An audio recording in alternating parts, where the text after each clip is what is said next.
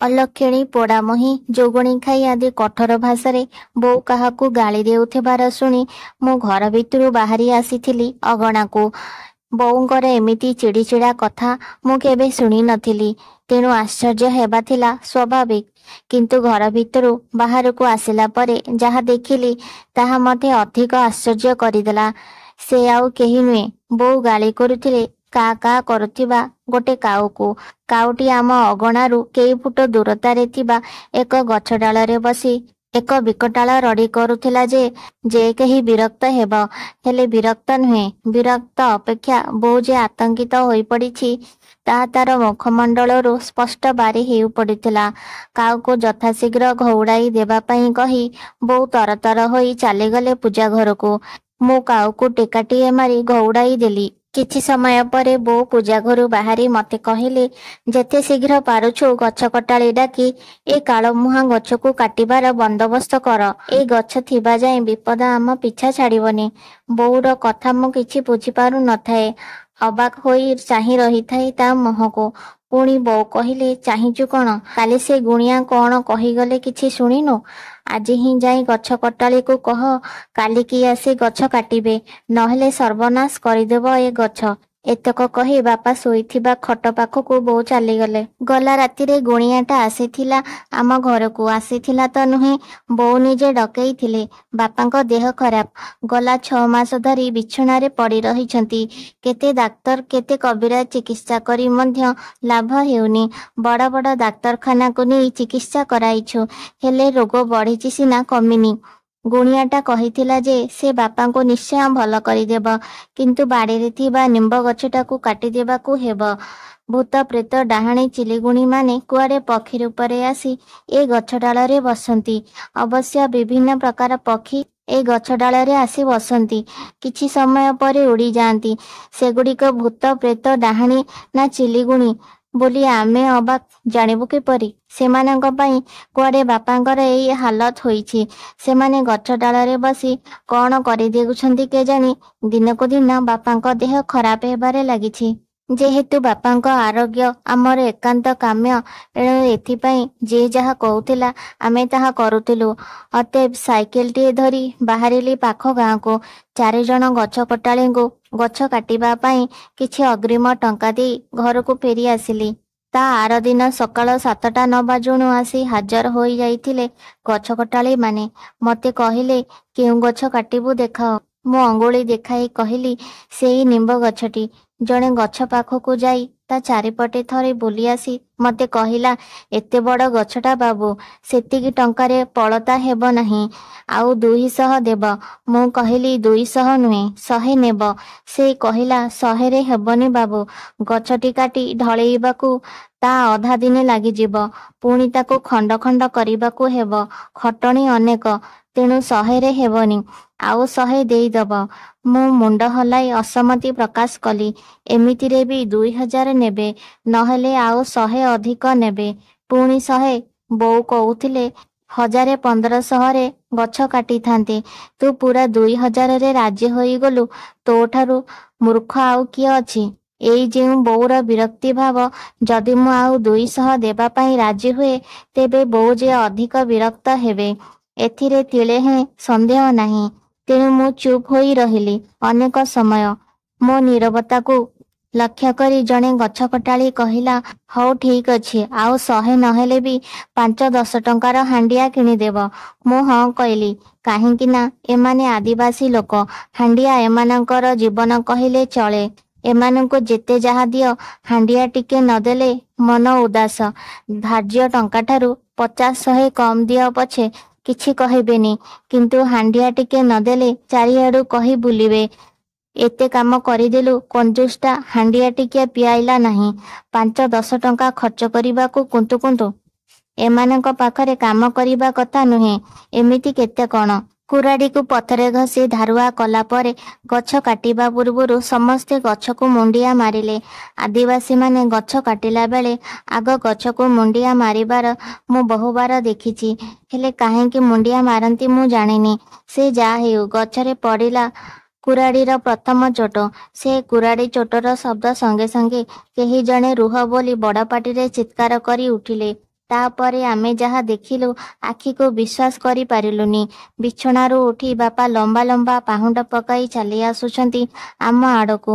ରୋଗ ଜ୍ୱାଳାରେ ଶଯ୍ୟାଶାୟୀଙ୍କ ପରି ନୁହେଁ କି 60-70 ବର୍ଷ ବୟସର ଅବସର ପ୍ରାପ୍ତ ସୈନିକଙ୍କ ପରି ନୁହେଁ, 18-20 ବର୍ଷ ବୟସର ଜଣେ ଯୁବକଙ୍କ ପରି ମିଲିଟାରୀ ମ୍ୟାନର ଚାଲି। ମୁଁ ଆଚମ୍ବିତ ହୋଇଗଲି। ରୋଷେଇ ଘର ବାରଣ୍ଡାରୁ ଅବାକ ହୋଇ ଚାହିଁ ରହିଥିଲେ ବୋଉ। ଗଛ କଟାଳିମାନେ ମଧ୍ୟ କୁରାଢ଼ୀ ଉଞ୍ଚାଇ ବଲ ବଲ ହୋଇ ଚାହିଁ ରହିଥିଲେ। ବାପାଙ୍କ ଦେହ ଖରାପ କଥା ସେମାନେ ଜାଣିଥିଲେ। ବାପା ଯେ ବିଛଣାରୁ ଉଠି ବସି ପାରୁନାହାନ୍ତି ଏକଥା ମଧ୍ୟ ସେମାନଙ୍କୁ ଅଜଣା ନଥିଲା। ବାପା ଆସିଲେ ଆମ ପାଖକୁ ଏବଂ କହିଲେ, କିଏ କହିଲା ଗଛ କାଟିବାକୁ? ଗଛ କଟାଳିମାନେ ମୋ ଆଡ଼କୁ କାବା ହୋଇ ଅନାଇଥିଲେ। ମୁଁ ଚୁପଚାପ ଛିଡ଼ା ହୋଇଥାଏ। ବାପା ପୁଣି କହିଲେ, ବନ୍ଦ କର ଗଛ କଟା। ମୁଁ ବଞ୍ଚିଥିବା ଯାଏଁ ଏ ଗଛ କେହି କାଟି ପାରିବେନି। ମୁଁ ଏ ଘରର ମାଲିକ। ମୋତେ ନ ପଚାରି କାହା ଆଦେଶରେ ଗଛ କାଟୁଛ?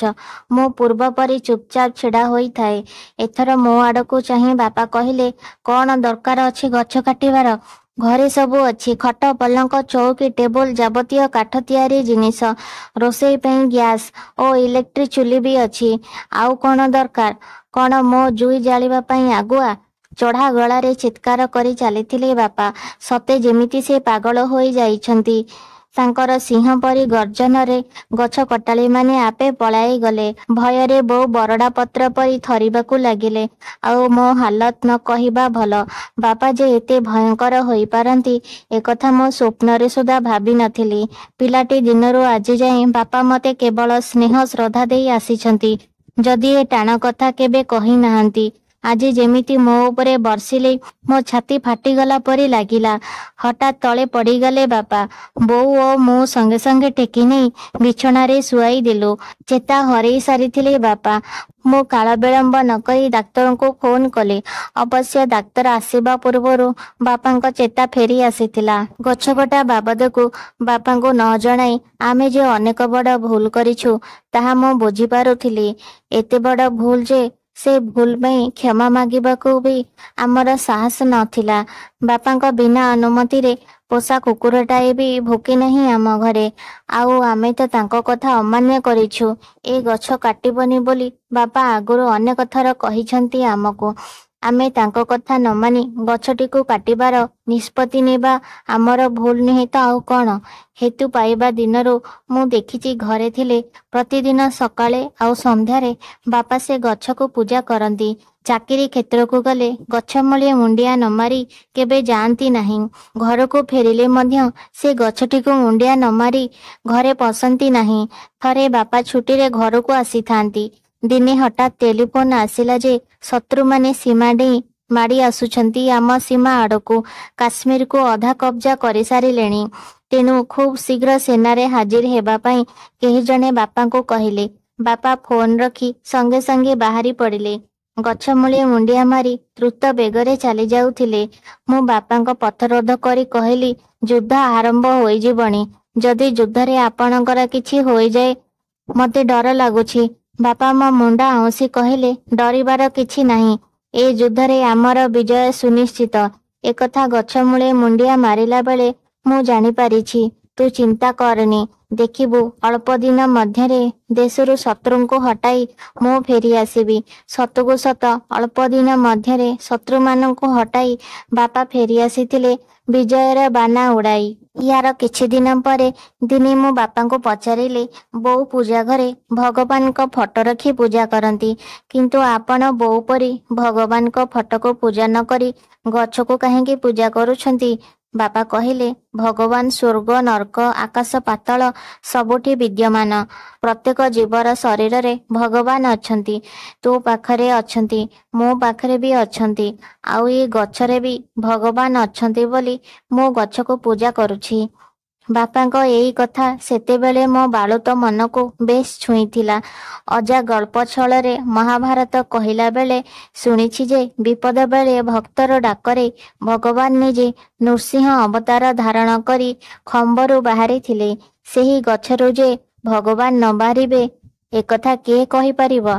ବିପଦେ ଆପଦେ ଭଗବାନ ଆସି ରକ୍ଷା କରିବେ ବୋଲି ମନରେ ଗୋଟିଏ ବିଶ୍ୱାସ ରଖି ମୁଁ ବି ବାପାଙ୍କ ସହିତ ସେ ଗଛକୁ ପୂଜା କରିବାକୁ ଲାଗିଲି।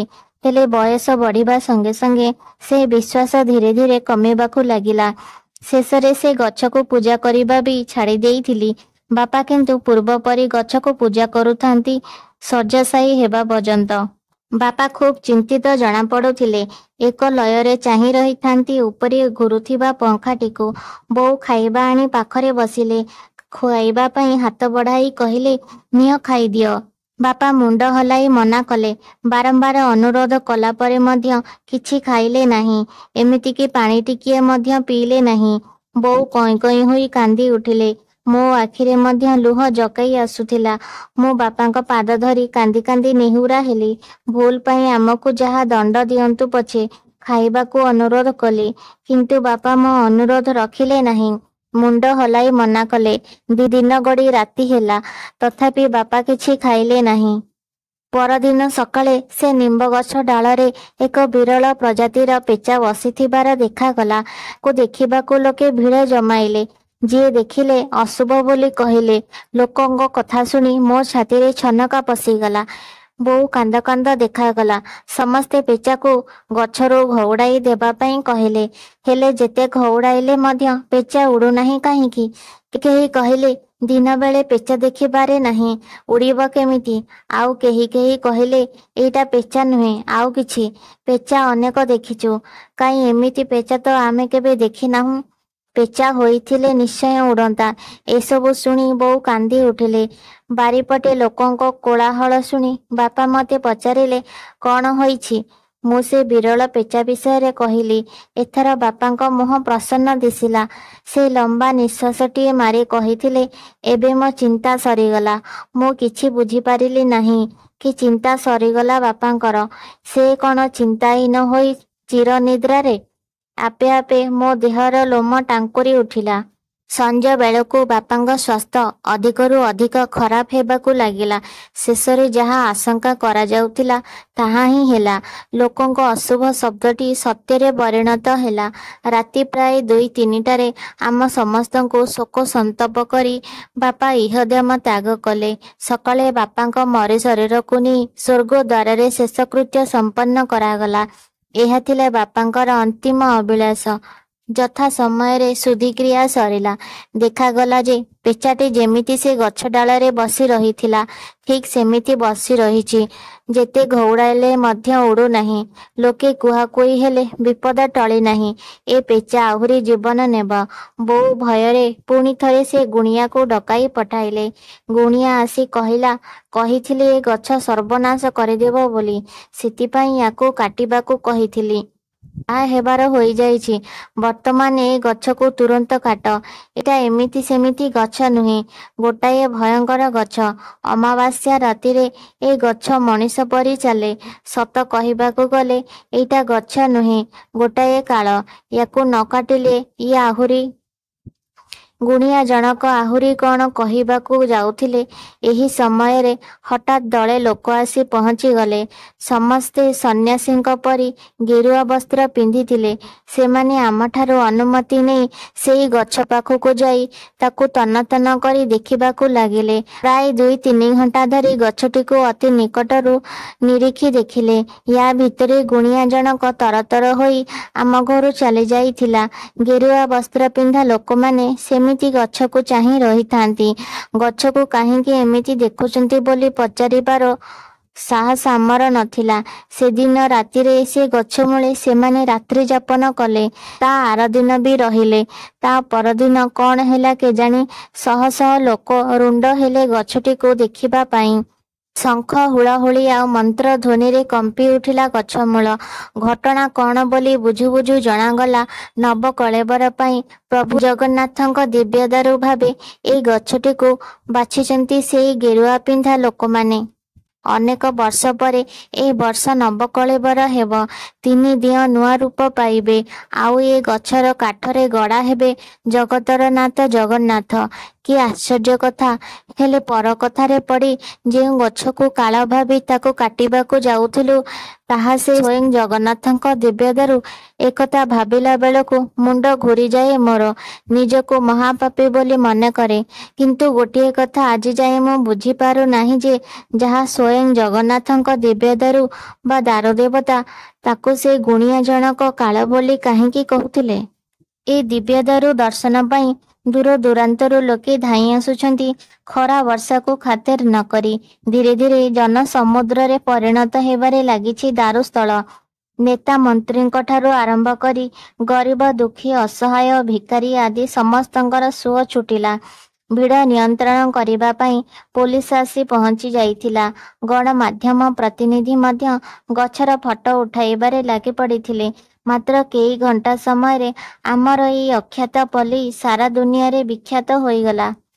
ଗଛ ଡାଳରେ ପେଚାଟିକୁ ଦେଖି ଲୋକେ କୁହାକୁହି ହେଉଥାନ୍ତି ଯେ, ମା ଲକ୍ଷ୍ମୀ ପେଚାଟିକୁ ପଠାଇଛନ୍ତି ଏହି ଦିବ୍ୟଦାରୁକୁ ଜଗିବା ପାଇଁ। ହଁ, ପେଚା ତ ଲକ୍ଷ୍ମୀଙ୍କ ବାହନ। ସେଥିପାଇଁ ବୋଧେ ଯେତେ ଘଉଡ଼ାଇଲେ ମଧ୍ୟ ପେଚା ଉଡ଼ୁ ନଥିଲା। ଗଛ କଟା ହେଲା ପରେ ଯାଇ ପେଚାଟି ଉଡ଼ିଗଲା ଦୂର ଆକାଶକୁ। ତାହାପରେ ଗଛର ଗଣ୍ଡିକୁ ଏକ ସୁସଜ୍ଜିତ ଶଗଡ଼ିରେ ଲଦା ହେଲା। ଏବେ ଶ୍ରୀକ୍ଷେତ୍ର ଅଭିମୁଖେ ଯିବା ପାଇଁ ଦାରୁ ଶଗଡ଼ି ପ୍ରସ୍ତୁତ। ଦାରୁ ଦେବତା ଆମ ଗାଁ ଛାଡ଼ି ଚାଲିଯିବା ପାଇଁ ତତ୍ପର। କାହା ପାଇଁ ଆଉ ରହିଥାନ୍ତେ? ପାଖରେ ଥାଇ ବି ଚିହ୍ନି ପାରିଲୁନି କେହି। ଚିହ୍ନିବା ଲୋକ ତ ଚାଲିଗଲେ। ସିଏ ଥିଲେ ହୁଏତ ଦାରୁ ଦେବତା ଆଜି ଆମ ଗାଁ ଛାଡ଼ି ଯାଇ ନଥାନ୍ତେ। ଧୀରେ ଧୀରେ ଗଡ଼ିଲା ଦାରୁ ଶଗଡ଼ି। ପଛରେ ଶହ ଶହ ଲୋକ। ଜୟ ଜଗନ୍ନାଥ ଧ୍ୱନିରେ ଚଉଦିଗ ଫାଟି ପଡ଼ୁଥିଲା। ଘଣ୍ଟା ଘଣ୍ଟା ମୃଦଙ୍ଗ ଆଜି ବାଦ୍ୟର ଆଧ୍ୟାତ୍ମିକ ପରିବେଶର ବାତାବରଣ। ଗଗନ ପବନରେ ଭକ୍ତିର ଉଲ୍ଲାସ। ସମସ୍ତେ ଆନନ୍ଦିତ ଓ ଉଲ୍ଲସିତ। ଦ୍ୱାର କବାଟକୁ ଅଧା ମେଲି ଦେଇ ବୋଉ ଦେଖୁଥିଲେ ଭକ୍ତିରେ ବିଭୋର ହୋଇ ଉଠୁଥିବା ଲୋକମାନଙ୍କୁ। ସତେ ଯେମିତି ସେମାନେ ଆତ୍ମହରା ହୋଇଯାଇଛନ୍ତି ଦାରୁ ଦେବତାକୁ ପାଖରେ ପାଇ। ବୋଉର ଆଖିରୁ ଝରି ପଡ଼ିଲା କେହି ଟୋପା ଲୁହ। ଯାହାର କରୁଣା ଟିକିଏ ପାଇବା ପାଇଁ ସଞ୍ଜ ସକାଳେ ଗୁହାରି କରୁଥିଲେ, ସେହି କରୁଣାମୟ ତାଙ୍କୁ ଆଜି ଅନ୍ଧ କରି ଦେଇଛନ୍ତି। ସେଥିପାଇଁ ବର୍ଷ ବର୍ଷ ଧରି ପାଖରେ ଥାଇ ମଧ୍ୟ ତାଙ୍କ ଆଖିରେ ଦିଶିଲେ ନାହିଁ କି ସାମାନ୍ୟତମ ଆଭାସ ମଧ୍ୟ ପାଇଲେ ନାହିଁ। ବୋଧେ ଏଇ କଥା ଭାବି ବହୁ ଲୁହ ଝରାଉଥିଲେ ଏବଂ ନିଜକୁ ହତଭାଗିନୀ ମଣୁଥିଲେ। କେବଳ ବୋଉ ନୁହେଁ, ମୁଁ ମଧ୍ୟ ନିଜକୁ ହତଭାଗା ମଣୁଥିଲି। ସମ୍ଭବତଃ ଏହା ଆମ ମା ପୁଅର ଚରମ ଦୁର୍ଭାଗ୍ୟ ଛଡ଼ା ଆଉ କିଛି ନୁହେଁ। ଆମକୁ ସମସ୍ତେ ଧନ୍ୟ ଧନ୍ୟ କହୁଥିଲେ ସିନା, ବାସ୍ତବରେ ଆମେ ନିଜକୁ ବା ଆମ ଜୀବନକୁ ଧନ୍ୟ ମଣୁଥିଲୁ କି? ଧନ୍ୟ ସିଏ ଯିଏ ଦାରୁ ବ୍ରହ୍ମକୁ ଚିହ୍ନି ନିତି ସଞ୍ଜ ସକାଳେ ପୂଜା କରୁଥିଲେ। ତାଙ୍କର ସୁରକ୍ଷା ପାଇଁ ରୋଗ ଜ୍ୱାଳାରେ ଛଟପଟ ହେଉଥିଲେ ମଧ୍ୟ ବିଛଣାରୁ ଉଠି ଧାଇଁ ଯାଉଥିଲେ ଏକ ଅଜଣା ଶକ୍ତିରେ। ସେଇ ଶକ୍ତି ବୋଧେ ଐଶ୍ୱରିକ। ନିଜର ସୁରକ୍ଷା ପାଇଁ ଈଶ୍ୱର ହିଁ ସେହି ଶକ୍ତି ଦେଇଥିଲେ ତାଙ୍କୁ। ତେଣୁ ସେ ହିଁ ଧନ୍ୟ, ତାଙ୍କ ଜୀବନ ହିଁ ଧନ୍ୟ। କିଛି ସମୟ ମଧ୍ୟରେ ଦାରୁ ଶଗଡ଼ି ଗାଁ ମୁଣ୍ଡ ପାରି ହୋଇ ଗଡ଼ିଲା ଦୂରକୁ ଦୂରକୁ।